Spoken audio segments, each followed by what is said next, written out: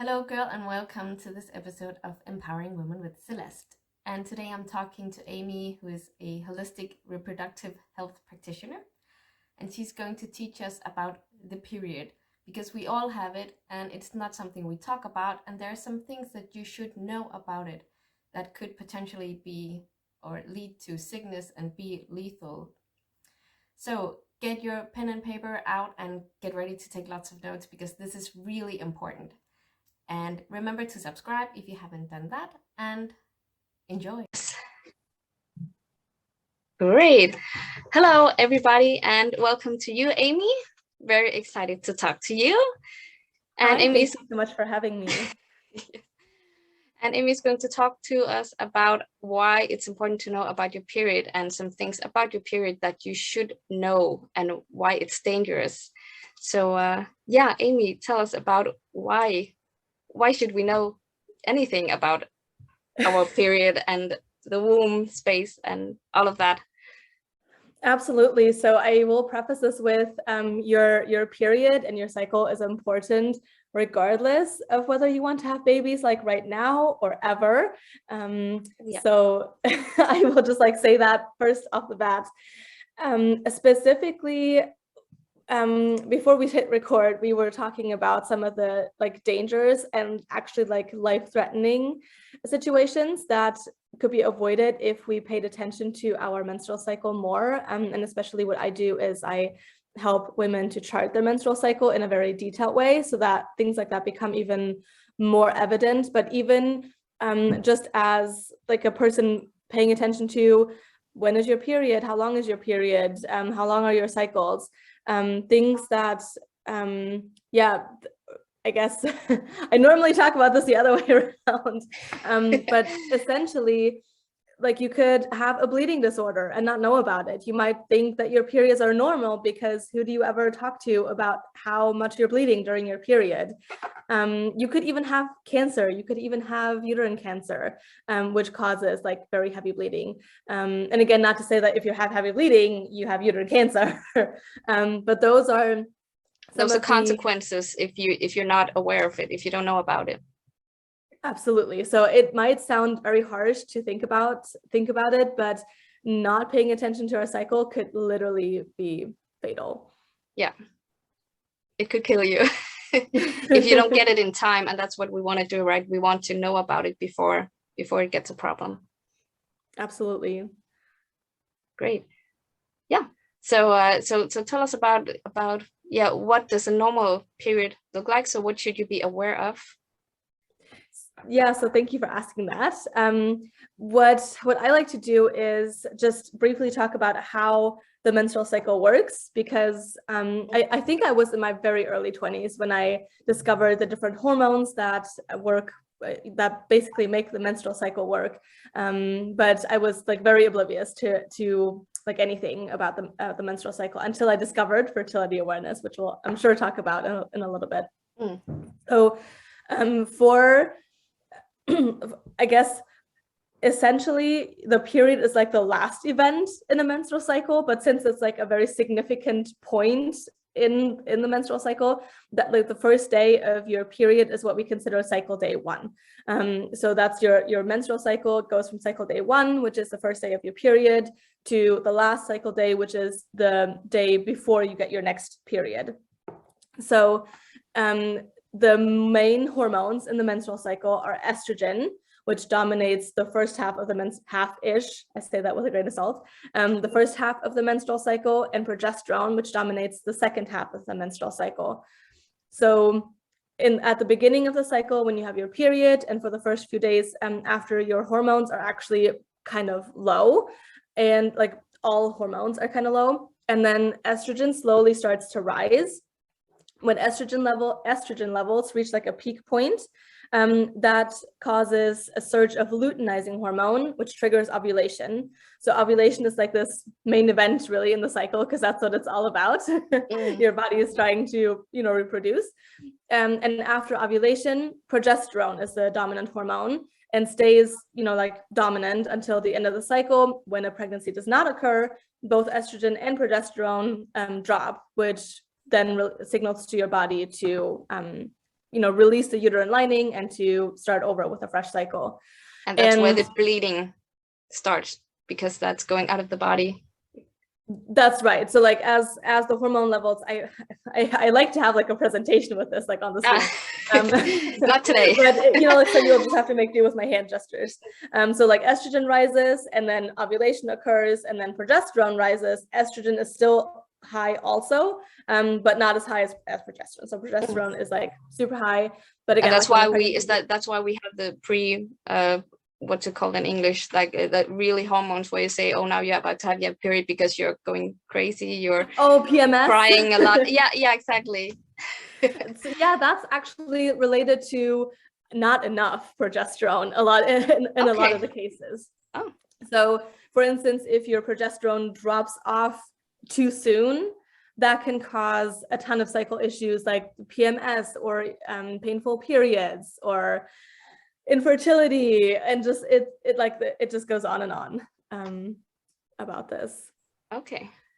And then as far as parameters, like what so like that's the general sense. So then what does, like in matter of days, what does a normal cycle look like? So a normal cycle, a lot of times I encounter women who say, oh, my menstrual cycles are so irregular, I never have a regular cycle. Some days, some cycles it's like 28 days, and some days it's 29 days, and then other cycles it's like only 27 days, and I'm like, you have a regular menstrual cycle. So when we talk about like a healthy menstrual cycle, it should be between 24 and 35 days in length. And it shouldn't vary more than 10 days from cycle to cycle. So if you say you have a 21-day cycle and then you have a 45-day cycle, like that's something that we notice and that we worry about. But if you have a 25, a 26, a 28, a 30-day, like that's totally within the normal range. Your total, like, so your period should last between 3 and 7 days. And your total blood loss across your entire period, and some women are going to be shocked as far as how much it is or how little it is, should be between 25 and 80 milliliters. So I'm sure your audience is more familiar with milliliters, probably. So in the United States, or you can go find the scale for your own. Yeah, so one tablespoon is 30 milliliters. Actually, if you use a menstrual cup, most menstrual cups hold between 25 and 30 milliliters. So how often do you have to dump out your menstrual cup? Over the course of your whole period, like I said, the whole period between 25 and 80 milliliters. And again, 30 milliliters is 1 tablespoon, or about 1 ounce. No, 2 tablespoons. So sorry, 1 tablespoon is 15 milliliters. Oops. No worries. So 1 ounce or 2 tablespoons. Okay. And what else do I want to say about that? Goodness. So if you're using pads or tampons, there's like a guideline. So a medium tampon holds about, I want to say it's 5 milliliters, but I could be wrong about that. I haven't used a tampon in so long. But it's maybe we could like add that to the description, like in the video or something like that. So like, the average pad holds like XYZ milliliters. Then you can like figure out how much you're bleeding through your whole period. And again, anything that's above 80 milliliters total blood loss is considered very heavy bleeding. There's like a medical term for it. It's called menorrhagia, which is very heavy bleeding. So that's too much. That would be too much. And again, so some women might say like, oh my goodness, I bleed 80 milliliters in a day. And others are like, I don't think I could fill an entire pad during my period, like total, So like there's like super extreme ends of the spectrum. Yeah, we all different. Both extremes bodies are something that I look at in my practice to address that. Then you progress, like after your period, you have a number of dry days, which are days that you don't experience cervical mucus. So those dry days are typically like for the purpose of like a fertility awareness-based method to avoid or achieve pregnancy, or just to get a sense of how your hormones are working. The dry days are 2 to 10 days of just dry days when you don't have any cervical mucus, and I can get into a little bit more detail with that later. And then you should move into a cervical mucus pattern. So as estrogen levels rise, estrogen stimulates your cervix to produce cervical mucus. And the cervical mucus, so like, you know, this is like your uterus, it's about like an upside down pear. And then the lower third of the uterus is the cervix, and the cervix produces the cervical mucus. It travels down through the vagina, and it is noticeable at the opening of the vagina. So to check for cervical mucus, different fertility awareness methods have like different ways of checking for cervical mucus. But the method that I teach uses like a wiping technique. So you literally just use toilet paper, you hold it flat, and you move the toilet paper from the opening of your vagina across the perineum towards your anus. So like if you're a reach around wiper, you would just pull the toilet paper. Yeah. If you're a front wiper, you would like push the toilet paper over the perineum. And depending on what you see on the toilet paper, that gives you a clue as to if you do have or don't have cervical mucus. And if you do have cervical mucus, like what does it look like? It can look like creamy white hand lotion. It can look like stretchy raw egg whites and like really slippery, or it can look a little white and pasty, kind of like toothpaste, and like anything in between, really. Then as estrogen levels peak and your cervical mucus production peaks. Can I ask something about that? Absolutely. So when do you know if it's, you just told about the different kinds of it. What is normal and when is it not normal? What should you look for there? Thank you for asking that. So the kinds that I just described are considered normal types of cervical mucus. So it can be white or clear or a little like opaque. It could even have a tint of red in it. For instance, like as your period is ending, if you experience post-menstrual spotting, if you experience pre-menstrual spotting, it could, you know, be tinted a little bit. If you have cervical mucus during that time, which is like not everybody has cervical mucus that early in the cycle, but even during ovulation, some women experience ovulatory spotting. So that's when cervical mucus can be tinted like a pinkish or a reddish tint. And so that's normal also if you have that regularly. If it happens like once or twice, it's not a big deal. But if you have ovulatory spotting every cycle, and if depending on how much it is too, if it's like you wipe once and there's like a little bit of pink, you know, on it, like fresh pink, you know, like fresh blood, that's probably not as much a concern as if you're, you know, if you have heavy spotting 3 days, you know, during your ovulatory period. So if it happens almost every time, you should get it checked. Absolutely. And again, it doesn't necessarily, like if you would present this to a medical provider, you would most likely just be put on the pill, which if you have a minute, I would also love to talk about what the pill does to your hormones. I think that's a completely different conversation. Yeah. Long conversation. Yeah. But there was one other thing I wanted to say. So it basically indicates a hormonal imbalance. Like if it happens all the time, and if you have like 2, 3, 4 days of spotting around ovulation, like that just really means your hormones are out of whack. And you know, this is probably not like what we said, you know, about a bleeding disorder or cancer. Like it's probably not that serious, but you know, it's something you should be aware of. Yeah, it's just something to be aware of. You know, if you're dealing with crazy PMS or like the painful periods or crazy migraines, that's definitely something like, you know, if it all is piled on top, it could definitely be, you know, a pointer at a hormone imbalance. Great to know. Then ovulation should happen anywhere between cycle day 10 and 23. The medical model tells us that we have a 28-day menstrual cycle, and every woman ovulates on day 14, which is like exactly the middle. So we have 14 days before and 14 days after ovulation. I mean, if you ovulate on day 14, go buy a lottery ticket. You'll be way luckier there than to ovulate on day 14 every single cycle and to have a 28-day cycle. So again, like your pre-ovulatory phase could be anywhere between 10 and 23 days, at which point you ovulate. And after ovulation, that's called your post-ovulatory phase, which can be between 10 and 16 days. It's typically not longer than 16 days unless you're pregnant. So that's also a good indicate, like when you're actually like tracking your cycle, and you have confirmed ovulation, then you know, okay, my post-ovulatory phase is typically, say, like 13 days.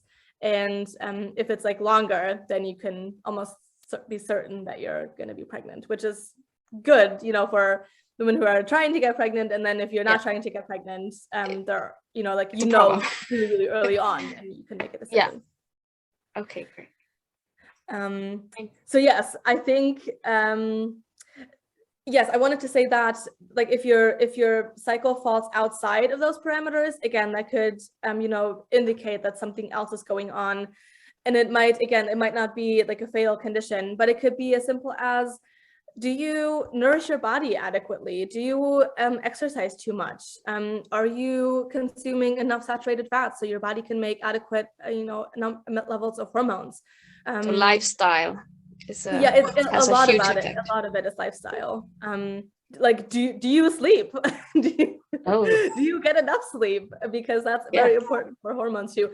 I did want to talk about abnormal cervical mucus, because I didn't get to that yet. So if you're like you're a lot of people talk about discharge, and I do not like the word discharge because it sounds negative, gross, disgusting, and like something medical that needs like medical attention. So your vagina has like a natural, like, acidic, flowery type, almost a little sweet acidic-ish yogurt smell. Sorry, that was like a lot of adjectives. I think we all know what you mean. Yeah, so like but you know, a lot of when I moved to the United States, I went down the personal hygiene aisle and I discovered feminine wash, and I'm like, what does, like, you know, what does this do? So then I discovered that, oh my gosh, I need to wash my vulva with this feminine wash, otherwise I'm going to be unclean. And then later, when I discovered fertility awareness, I'm like, no, I had been doing it right my whole life. I used to only wash my vulva with water. And so that's what I went back to, because this feminine scented coconut Hawaiian sunset is not what your vulva and your vagina is supposed to smell like. So that's just why I'm saying it. So it's supposed to smell a little acidic, a little yogurty, but it's not supposed to smell like Hawaiian sunset. But it's also not that's the natural part. Not supposed to smell like off. Like if there's like an off odor that is foul or bad smelling, I think most women would know. Like, again, I think a lot of women are out of touch with themselves, and I certainly count myself, you know, amongst one of them in my like really early 20s, before I discovered fertility awareness, that, like, yeah, I was like concerned if like there was any smell whatsoever. I'm like, ooh, this is something gross, or, you know, whatever. So if there's a foul smell, if you have consistently yellow or gummy cervical mucus, so gummy as in like when you get a new bank card, like a credit or like just a new bank card, and the rubber that you rub off of it on the back. If your cervical mucus looks like that, and like when you stretch it, it snaps back into a ball, that's like a potential indicator of cervical health issues. And again, there are natural lifestyle, you know, approaches and supplementation approaches that we can take with that before, and also obviously like getting a PAP done, you know, making sure that there's like nothing too serious going on, I should say that. So there are things that you can do yourself about it. So definitely, supplementation would include a high dose folate and topical vitamin A to help the cervix regenerate and heal. But again, like when a client comes to me with yellow or gummy mucus, I always recommend them to get a pap smear done, just to rule out abnormal cervical activity. So this could even be PAPs it changes how often they're due. Like right now it's every 3 years in the United States. It used to be every year in the United States. But so if you're charting your cervical mucus, this is like a real-time, you know, alert system, basically, if there are any changes to your cervix that could be problematic. And then also like if you have like a foul smelling bad odor, it could indicate bacterial infection, like a BV, bacterial vaginosis. And if it's like a cottage cheese, large lumps of white, just gunk, I'm going to call it, that you notice, it basically looks like cottage cheese and it has a strong yeast smell, then that's likely a sign of a yeast infection, which again, there are natural remedies for it, or you can go to the doctor and get a prescription, but always make sure to take probiotics. Okay. To balance that out. Yeah. Ooh, okay, nice. I'm just taking notes because there's a lot of stuff here. Yes. Yeah, I didn't know what direction you wanted to go in next. That's why I was pausing. Well, I do have a question for one of the things you already talked about, because we've talked about it before. I have experienced myself hard periods. I had a lot of cramps, painful periods. So, and I noticed that could you talk a little bit more about how to because when you were talking about it around not enough what was it? Exactly. Yeah. So is there anything you could do yourself, like you're talking about supplements and things like that? Is there anything you could do yourself to kind of ease your period experience? Yes. Yeah. So there are like two approaches that I take with clients. So if a client comes to me and she's taking 800 ibuprofen every a few hours during her period to function, or not even function, but just not to be so miserable, then like I encourage her to keep taking the pain medicine until we get something sorted out. Or like I've even used essential oils if like a person does not want to continue or doesn't want to start using like pain medication. There's like essential oils that could help with like the immediate like pain relief factor. But then in the background, we're also, because I mean like painkillers are also not super great. Like they also place a strain on your liver and your your body just to like detoxify and get rid of it. But as far as like working in the meantime towards not having painful periods at all, because public service announcement, your period should not be painful. For anybody who needed to hear this, like on a scale of 0 being no pain to 10 being the worst pain you've ever experienced in your life, your period should be a 0 or a 1 at max. So you should feel like a mild, if anything at all, like a mild sensation that like something's happening, like something's there. And you might feel like, your mood might change. You might feel more like drawn inward, whatever. But as far as like physical symptoms go, you shouldn't really be experiencing pain. Like it should not be disrupting your everyday life. And again, you should just maybe feel like something's there. So this is most often a symptom of low progesterone, and low progesterone is again a symptom of so many things like coming together. It could be your xenoestrogen exposure. What kind of pesticides, fragrances, chemical scents are you exposed to? Like all those, I don't know how familiar you are with xenoestrogens. Not a lot. So basically I'm not sure. anything that has a synthetic fragrance, like a perfume or like a shampoo, or anything that has parabens and phthalates. Those are like really buzzwords now. It says like paraben free on like a lot of like personal care products, but they still can put a lot of crap in like whatever, even though it's paraben free, it might not be like super green. And so like finding alternatives for makeup and personal care products, household products. So all those are sources of xenoestrogens that act as estrogens in the body, but they don't like fulfill the same functions as like our body's own estrogen. So that balance can get interrupted very easily. And so that's a lot of times women end up with too much estrogen and not enough progesterone to balance it out. Other factors are what we already talked about, like do you nourish yourself adequately? Do you make sure to eat an extra snack on exercise days? I feel like in our culture, we're so trained on, we just have to be so thin and we need to always lose weight and we need to like, be so focused on that. So a lot of times, and I am working on this myself still. When I go for like a really long walk, I'm like, oh yes, I burned off so many. I mean, I haven't tracked calories in a long time, but like I'm a recovering, diet holic, I guess you could say.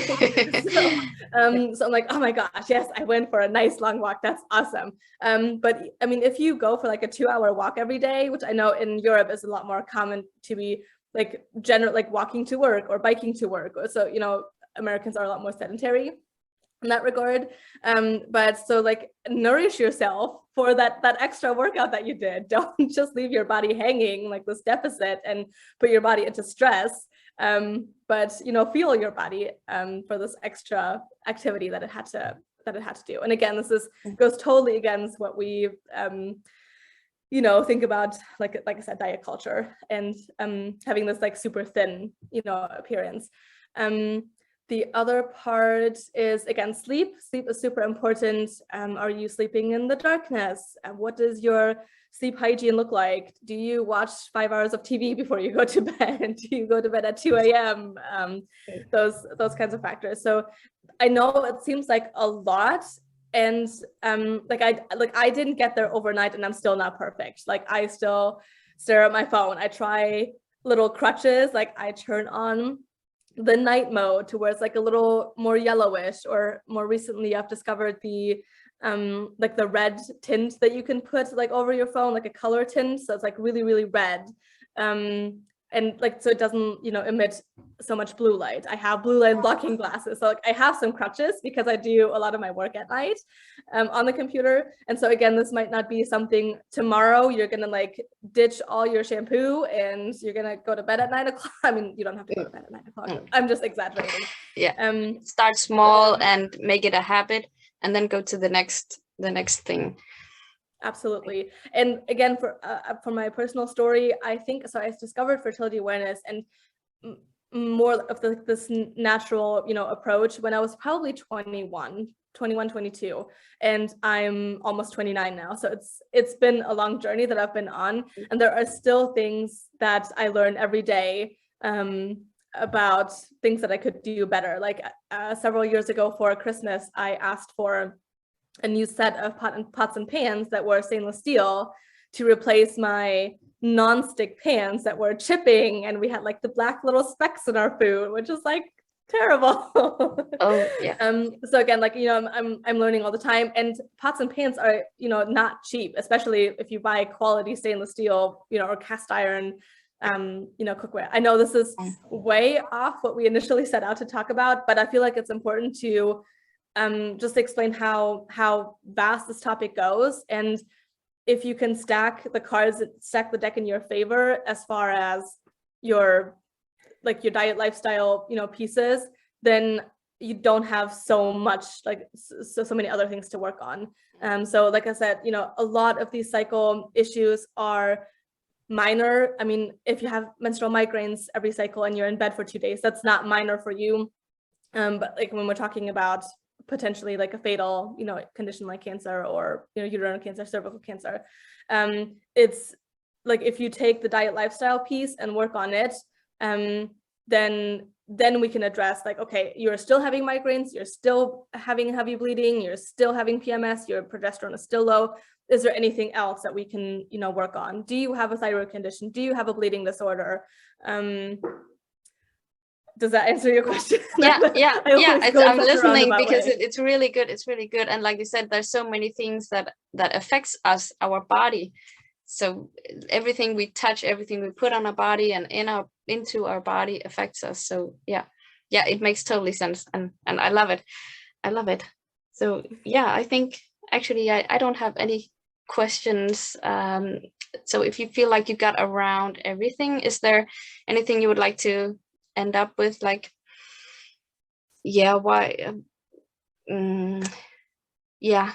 because I feel like we already covered like why it's important, because you can die if you get cancer, you can get, also we talked a little bit about endometriosis once, and like you said, you've been working on this for 10 years, and I'm just starting now to learn about it, and because I felt like you, like it's such a big part of us, and it's just there, it's natural, but we don't really know anything about it. So I'm really happy that we get to have this talk about how important it is and the things to look for, because we had teaching in my school. I don't know how it is everywhere else, but I didn't know any of the things that you said. So yeah, that's definitely, like you say, so many things to it, but just start where we have been talking about today, and just take one step at a time and work on that, and then take the next step. Yes. The only last thing that I feel like, I know we mentioned period taboos, but that's like a whole nother topic. But Exactly. The one thing I wanted to mention is like all the things that we talked about, like how I explained how the cycle works and ovulation, that really only happens when you're not on any form of birth control. So, or hormonal birth control, I should say. If you're taking the pill, the patch, the ring, if you have the 3-month shot that goes in your arm, if you are on the hormonal IUD, if you have the implant that goes under your skin, like you pretty much don't have a cycle. So your hormones, like they don't have like this ebb and flow of like estrogen and progesterone. It's more like a flat line, and your hormonal profile, like your own hormones, resemble the hormone profile of a woman in menopause rather than like a woman of reproductive age. So and again, this was I'm sharing this because this was like my entry into like this whole more natural world. And when I discovered that I could avoid pregnancy without taking the pill, my mind was just blown. So if you don't mind, I just want to talk a little bit about fertility awareness and how it works to avoid pregnancy as well as achieve pregnancy. Oh, yeah. It's funny because I did it unconsciously at some point, because I knew a little bit about it, but like you said, I didn't know that much. It's because I've been learning about it from the animal perspective, not us, but I knew about I was learning about it in school by animals, and we're animals and the body's the same. So in that way, I think I figured it out. But I'm gonna close the door real quick. Hang on. Time for a little break. Last little ending break. Sorry, I was trying to let some fresh air in, but there are machines outside. Yes, so with fertility awareness, there are different methods that fall under the umbrella of fertility awareness. The method that I teach is the Justice method, which has a very specific way of charting cervical mucus. Most methods of fertility awareness look at one thing or the other. The Justice method looks at cervical mucus, basal body temperature, and as an optional sign, your cervical position. Like other methods look at LH strips, so like ovulation predictor kits, or like they have like fertility monitors that are like a little bit more techy, where it actually measures the level of estrogen in your saliva and things like that. So like not every method is like for everybody. And so the method that I teach, I mean, it's like a certain, a set of clients really that, are drawn to, okay, I don't want like the techie things. I just want me, myself, and a piece of paper or like a charting app or something like that. And you basically make those mucus observations all the time. Fertility awareness, I should have said that in the beginning, looks to identify each day as potentially fertile or infertile. So it is effective at avoiding pregnancy. It is 99.6% effective. And when I learned that, I was like, what? Like this actually works. So we have successfully avoided pregnancy when we wanted to. I used to count the cycles. I have forgotten now. But I started fertility awareness when I was like 22-ish, and I'm now 29. We do have 2 children that were planned.